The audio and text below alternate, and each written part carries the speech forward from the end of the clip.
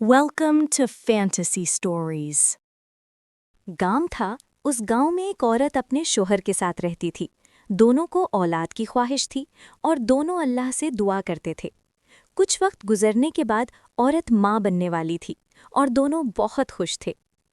गांव के पास एक ऊंची दीवार के पीछे एक खूबसूरत बाग था।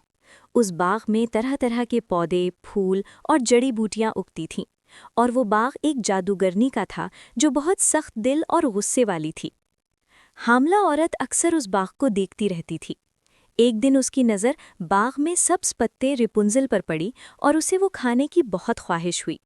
वो ख्वाहिश इतनी बढ़ गई कि औरत सोने जागने में बस उन्हीं पत्तों के बारे में सोचती रही। शौहर ने जब ये हालत देखी तो वो रात के वक्त दीवार फलांग कर बाग में गया और रिपुंजल के पत्ते ले आया। औरत ने वो खाए और खुश हुई, लेकिन उसकी ख्वाहिश और बढ़ गई।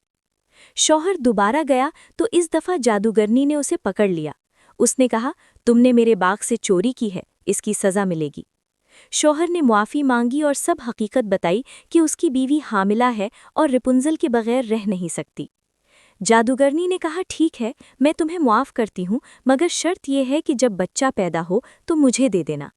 शौहर मजबूर था, उसने हाँ कर दी। वक्त आया और एक खूबसूरत लड़की पैदा हुई जिसका नाम जादूगरनी ने रिपुंजल रखा। वो उसे ले गई और जंगल के अंदर एक ऊंचे टावर में कैद कर दिया।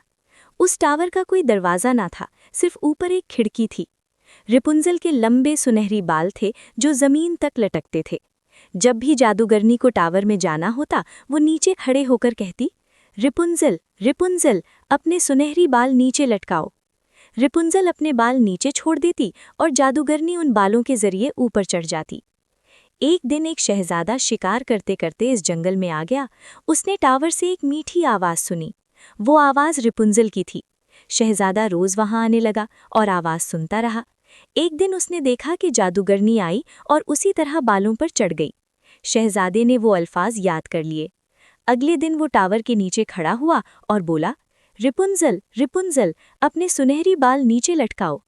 रिपुंजल ने बाल नीचे लटकाए और शहजादा ऊपर पहुंच गया। दोनों ने बातें की, वो एक दूसरे से मानूस हो गए और फिर कुछ दिनों बाद दोनों में मोहब्बत हो गई। शहजादा उसे ले जाने का मंसूबा बनाने लगा, मगर जादूगरनी को उनकी मोहब्बत का पता चल गया। वो बहुत गुस्से में आई। उसने रिपुंजल के लंबे बाल काट दिए और उसे जंगल में बहुत दूर छोड़ आई।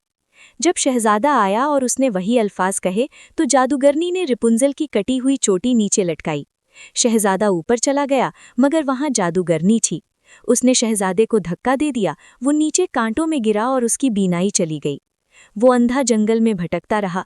इधर रिपुंजल भी तन्हा और गमगीन जिंदगी गुजार रही थी। महीनों बाद शहजादा इस जंगल के एक हिस्से में पहुंचा जहां रिपुंजल रहती थी। उसने उसकी आवाज़ पहचान ली। वो दोनों एक दूसरे की तरफ लपके और मिलकर रो पड़े। रिपुंजल के आंसू शहजादे की आंखों पर गिरे और अल्लाह के हुक्म से उसकी बीनाई वापस आ गई। दोनों खुश हो गए।